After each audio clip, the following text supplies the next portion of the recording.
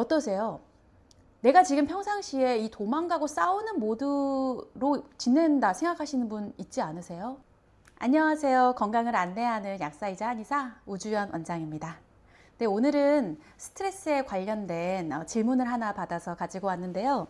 여러분, 스트레스 받으면 다양한 증상들이 있다는 건 알고 계시지만 어떤 경우는 그 증상이 소화기관으로 나타나기도 하고 어떨 때는 두통으로 나타나기도 하고 증상이 굉장히 다양한데 병원에 가서 어떤 검사상 이상이 없으면 스트레스예요 라고 얘기를 들으신 경우가 있으실 거예요.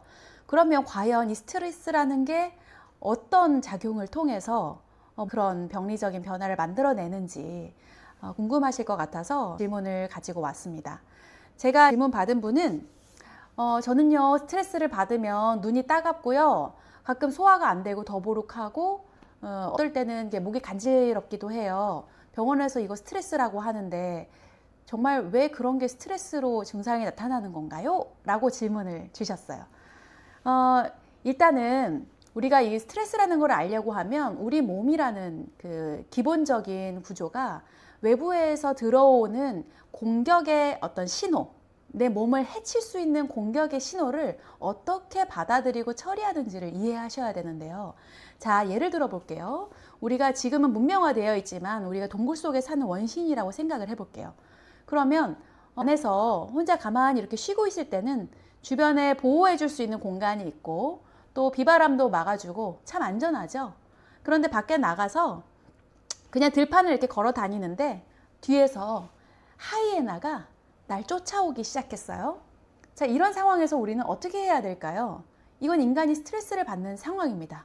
도망가야 되겠죠?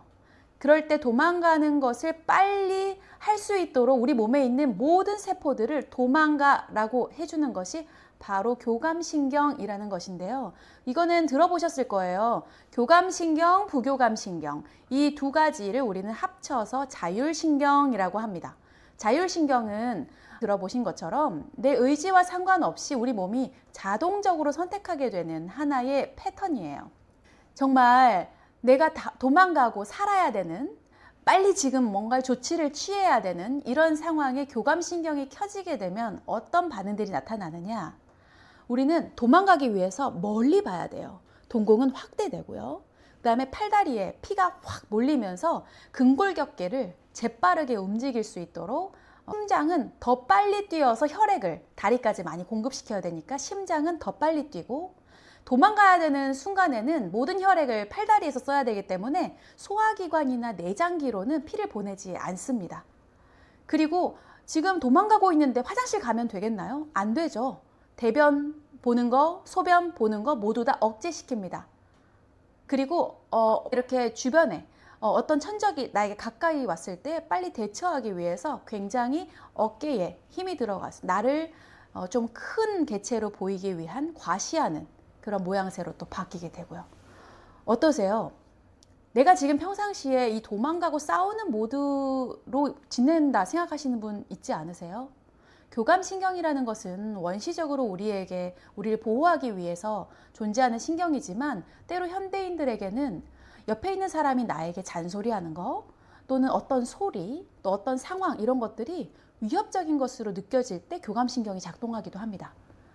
그래서 우리가 흔히 스트레스라고 이야기하는 거는 정신적인 스트레스 그리고 물리적인 스트레스 두 개로 나눠볼 수가 있는데요. 일단 정신적인 스트레스는 머리가 판단하기에 이것은 나에게 위험해 라는 결과를 도출할 수 있는 모든 상황이에요. 예를 들어 어렸을 때부터 굉장히 시끄러운 망치질을 하는 집 옆에 살았던 아이가 있다고 생각해 보세요. 그 친구는 항상 망치질하는 소리만 들으면 굉장히 불안하고 스트레스 상황, 그러니까 소리가 아주 시끄럽고 잠도 잘 수가 없고 그 소리만 들으면 불안해지고 했던 경험이 있다면 나중에 성인이 되어서도 공사장 소리에서 소리가 들리거나 좀 큰 음악 소리를 들으면 그 똑같은 모드가 켜지면서 뇌에서 그 작용이 활발하게 일어나게 됩니다. 그래서 사람마다 스트레스는 다 달라요. 왜? 자기가 옛날부터 느껴왔던 여러 가지 경험 그리고 상황들이 다 누적되어서 나를 보호하는 방향으로 세팅이 되어 있기 때문이에요. 또 하나 예를 들어 볼게요. 아버지가 항상 술을 많이 드시고 들어오는 날 코를 심하게 골고 주무시면서 폭언을 하고 아이들한테 무섭게 하고 하셨다고 하면 어떤 사람은 배우자의 코 고는 소리에 또한 이런 스트레스 모드가 켜집니다. 아니 뭐 코 고는 것 좀 뭐 한다고 뭐 어때? 라고 누군가는 이야기할 수 있지만 그 사람에게 코 고는 소리는 곧 아버지의 폭언과 무서운 상황, 이렇게 연결이 되거든요. 또 하나 예를 들어 볼까요? 어릴 때 키가 작고 좀 왜소해서 뭔가 줄넘기를 하거나 운동 평가 같은 걸 할 때 성적이 좋지 않고 창피를 당했던 친구가 있다고 해보자고요. 그런데 그 친구가 나중에 커서 회사에 취직을 한 거예요. 많은 직원들과 임원들 앞에서 PPT 발표를 해야 되는 상황이 됐어요. 이거는 줄넘기를 구령대에서 시험 보는 것과 비슷한 그런 환경이잖아요. 이런 상황에서 이 친구는 다시 과거의 경험이 들어오고 스트레스 상황으로 인식하게 됩니다.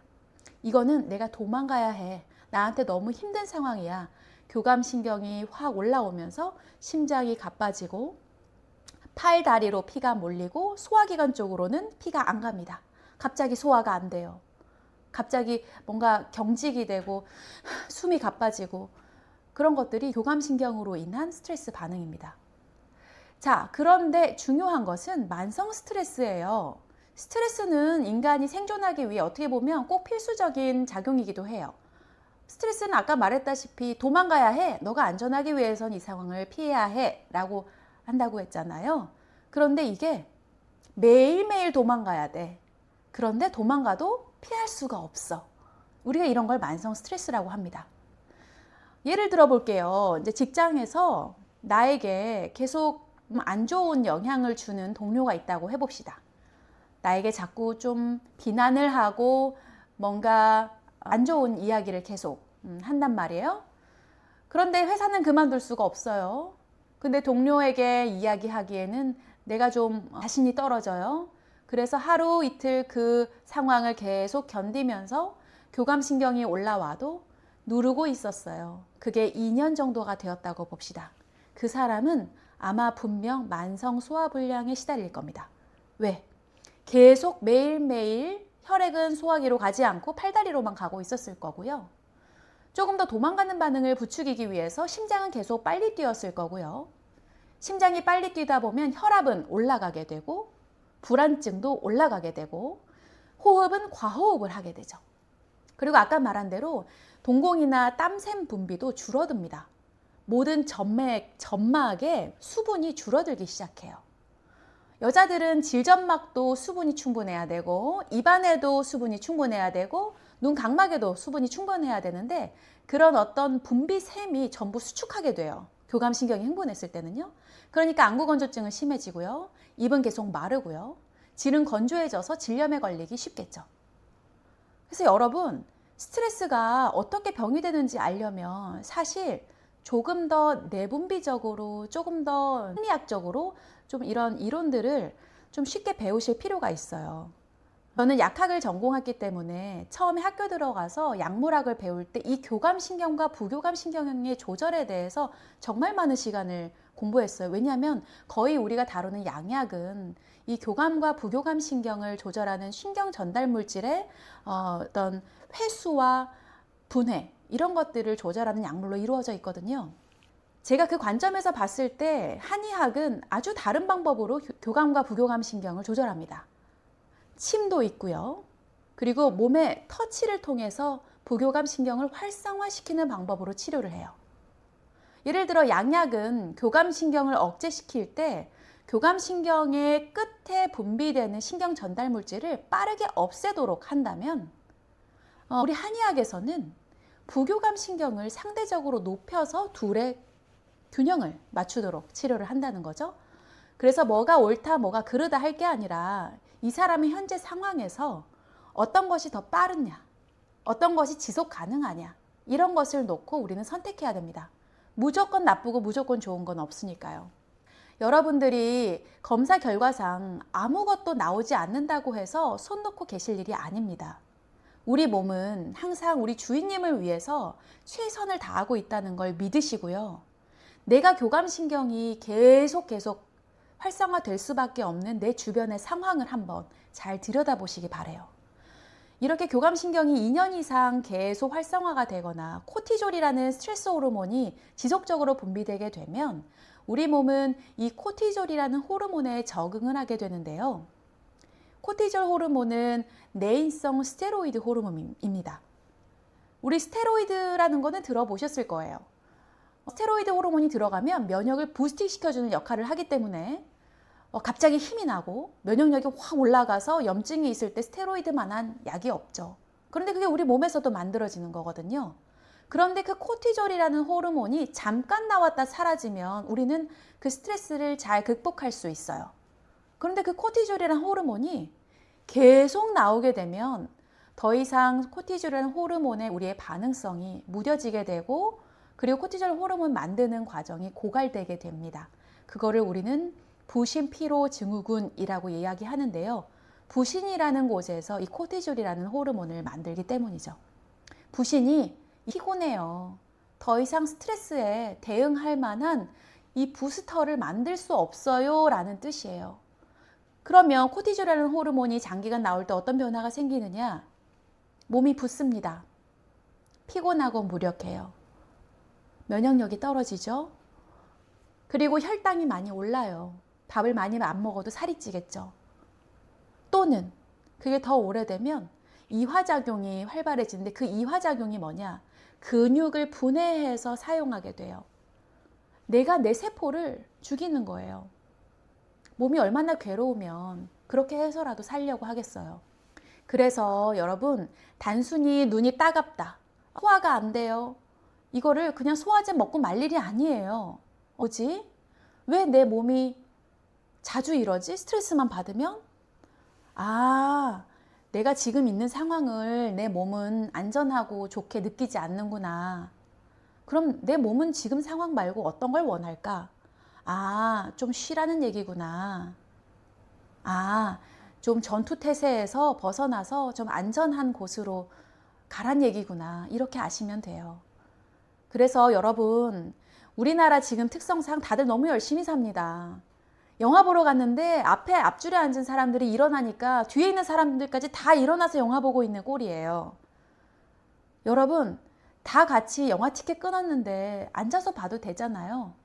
누군가가 앞서 나간다고 해서 내가 꼭 그걸 앞질러 갈 필요는 없어요. 계속 전투태세 모드로 달려가고 빠르게 뛰어가고 도망가고 할 필요가 없어요. 그러니 내 몸이 힘들어하는 사인이 나타날 때 잠깐 멈춰서 기다려 보세요.